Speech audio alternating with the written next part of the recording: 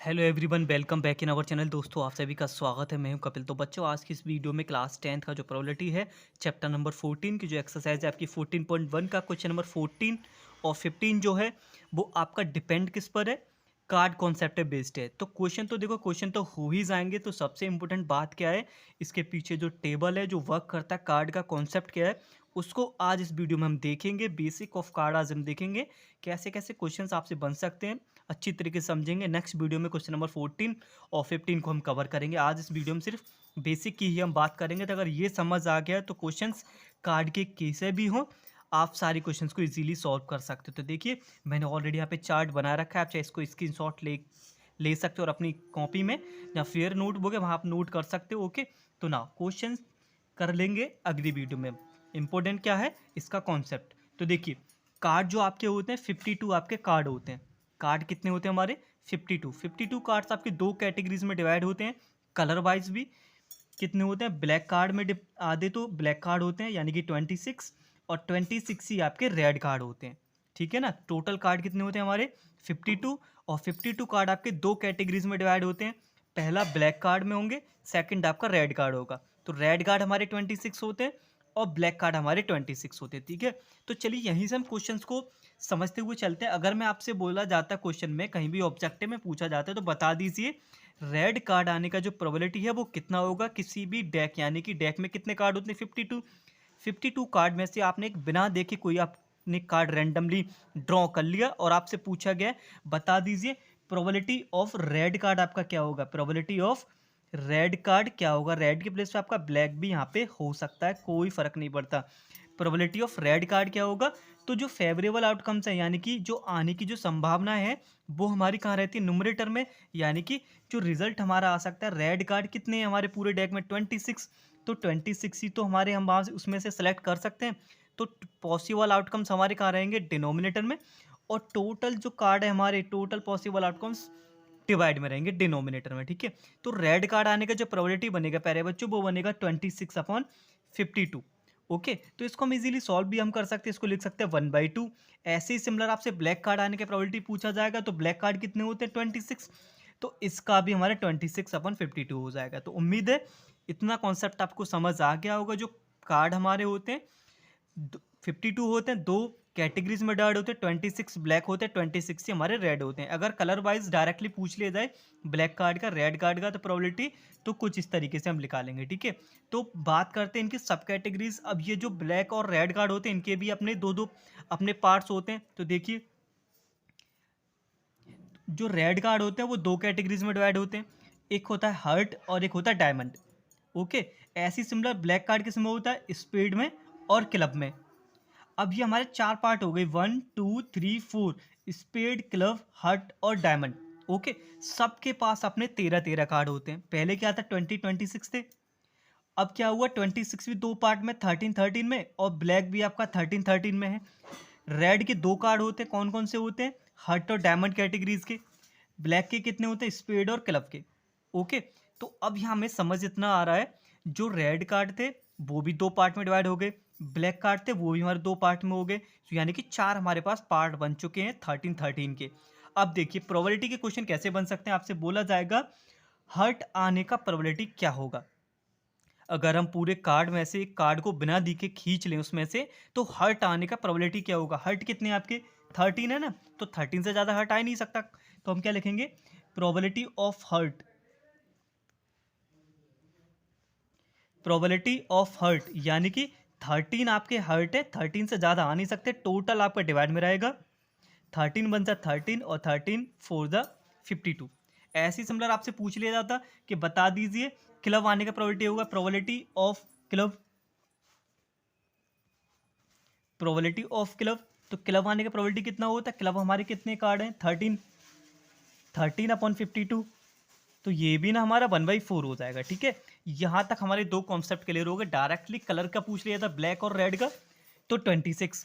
उनके categories wise पूछ लिया था, क्लब, स्पीड, हर्ट, डायमंड, तो 13/52। ठीक है, तो नेक्स्ट अब चलते हैं इसके इंटरनल पार्ट क्या बनते हैं। बहुत इंपॉर्टेंट कॉन्सेप्ट है, जरा आप आगे ध्यान से आप समझना। तो नेक्स्ट थर्ड पार्ट की तरफ हम बढ़ते हैं। थर्ड क्या है, फेस कार्ड। ठीक है, अब देखो सब लोगों ने कार्ड तो देखे ही होंगे। इक्का होता है, किंग क्यून होते हैं, फिर 2 से लेकर 10 तक आपके कार्ड होते हैं। सबके पास अपना एक एक कार्ड होता है, यानी कि अगर एज की बात करें ना इक्के की, तो एज स्पेड के पास भी होता है, एज क्लब के पास भी होता है, एज हर्ट के पास भी होता है, एज डायमंड के पास भी होता है। इस तरीके से 4 यहाँ पे बन जाते हैं। तो वही मैंने यहाँ पे टोटल डाटा लिख रखा है। एज कितने हो गए, 4 हो गए ओवरऑल डेक में। किंग कितने हो गए, 4 हो गए। सबके पास अपना एक एक होता है, डायमंड के पास, स्पेड, क्लब और हर्ट के पास। ऐसे ही ये सारे नंबर इनके पास अपने अपने होते हैं। ठीक है, तो आपसे ये भी पूछा जा सकता है, बताइए रेड किंग आने का प्रोबेबिलिटी क्या होगा। Probability of red king, probability of red king आने का प्रोबेबिलिटी कितना होगा। अगर हम बिना देखे उसमें से हम एक कार्ड खींच लें और रेड किंग आने का प्रोबेबिलिटी कितना होगा, तो देखिए हमें पता है 4 आपके किंग होते हैं।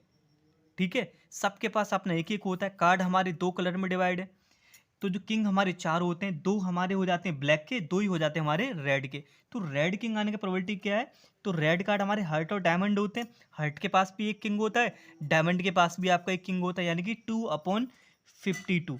तो कितना हो जाएगा इसका 1/26।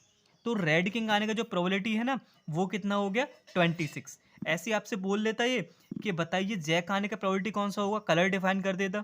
ब्लैक जैक का प्रोबेबिलिटी क्या होता, probability of a black jack आने का प्रोबेबिलिटी क्या होता। तो जैक तो हमारा सबके पास एक एक होता है, तो ब्लैक जैक यानी कितने होंगे, स्पेड के पास एक जैक होगा, एक ही हमारे क्लब के पास होगा, क्योंकि टोटल जैक कितने होते हैं 4 होते हैं, सबके पास अपना एक एक होता है। ब्लैक वाले 2 हो गए, सिमिलर कितना हो गया 2/52। तो उम्मीद है यहाँ तक आपको ना सब कुछ समझ आ गया होगा। ठीक है, अगर यहाँ पे क्या होता, कलर डिफाइन नहीं होता, क्या होता अगर कलर हमारा डिफाइन नहीं होता, बता दीजिए आपने कार्ड खींचे और बता दो क्यून आने की प्रोबेबिलिटी क्या होगा। कलर डिफाइन नहीं है, बोलेगा प्रोबेबिलिटी ऑफ क्यून आने का प्रोबेबिलिटी क्या होगा। अब यहाँ कलर तो उसने बताया नहीं, यानी कि हमारे ओवरऑल डेक में क्यून कितने होते हैं 4, तो 4/52, 4/52 हो जाएगा। यहाँ पे हो जाएगा 4 1 जा 4 और ये 13 टाइम कट हो जाएगा। प्रोबेबिलिटी ऑफ क्यून कितना हो गया 13। ऐसे प्रोबेबिलिटी ऑफ किंग पूछता तो भी 1/13। प्रोबेबिलिटी ऑफ एज पूछता वो भी 1/13। क्यों, क्योंकि कलर डिफाइन नहीं है। कलर डिफाइन नहीं होता तो ओवरऑल हमारे कार्ड जो हमने लिखे होते हैं वो ले लिए जाते हैं, ओके, नेम के अकॉर्डिंग। ठीक है, तो चलिए बढ़ते हैं आगे। अब बात करते हैं फेस कार्ड की। फेस कार्ड क्या होता है, फेस कार्ड आपके 3 होते हैं। कौन कौन से फेस कार्ड होते हैं, किंग, क्यून और जैक। किंग, क्यून और जैक को हम बोलते हैं फेस कार्ड। अब हर एक के पास अपना एक एक क्यून, एक एक जैक, एक एक किंग होता है, यानी कि टोटल जो फेस कार्ड बनेंगे 3 स्पेड के पास, 3 क्लब के पास, 3 हर्ट के पास और 3 ही आपके डायमंड के पास। तो टोटल जो फेस कार्ड है आपके कितने हो गए प्यारे बच्चों, 12। अगर ओवरऑल डेक की बात करता, बता दीजिए आपने बिना देखे एक कार्ड ड्रॉन किया है और बता दो प्रोबेबिलिटी ऑफ फेस कार्ड कितना होगा। प्रोबेबिलिटी ऑफ फेस कार्ड कितना होगा, प्रोबेबिलिटी ऑफ फेस कार्ड। अब फेस कार्ड के कलर तो उसने बताया नहीं, और आपने ओवरऑल डेक में से खींचा है, तो क्या होगा टोटल फेस कार्ड कितने होते हैं 12/52। अब आप इसको सिंप्लीफाई कर लीजिए, 4 से 3 टाइम कट हो जाएगा, 4 3 सा और 4 से ये 13 टाइम, 3/13। यानी कि ओवरऑल डेक में कलर डिफाइन नहीं किया। अगर कलर डिफाइन करता तो देखिए क्वेश्चन कैसे बनता, बोलता बता दीजिए ब्लैक फेस कार्ड आने का प्रोबेबिलिटी का, कुछ ऐसे पूछा होता, probability of black face card, probability of black face card. Black face card आने के प्रोबेबिलिटी कितना होगा, टोटल फेस कार्ड कितने होते हैं 12, 6 हमारे रेड होते हैं, 6 हमारे ब्लैक होते हैं, तो रेड को निकाल देंगे, सिर्फ हम ब्लैक की बात करेंगे। 6/52 कितना हो जाएगा, 2 3 जा 6 और 2 से 2 1 जा 2 2 जा 4 एंड 2 6 जा 12, 3/26। यानी कि ब्लैक जो फेस कार्ड है वो हमारे कितने हो गए 3/26। कलर डिफाइन होता है तो उन्हीं कलर के फेस कार्ड लिए जाएंगे जो कलर बोला गया है। ओवरऑल डेक की बात करता है तो टोटल फेस कार्ड ले लिए जाएंगे 12/52। ओके, तो ये कार्ड का कॉन्सेप्ट है। टेबल बहुत इंपॉर्टेंट हो जाती है यहाँ पे बच्चों। अगर टेबल आपको लर्न है ना, तो ये सारे के सारे क्वेश्चन है ना 14 15 तो इसी एक्सरसाइज में है।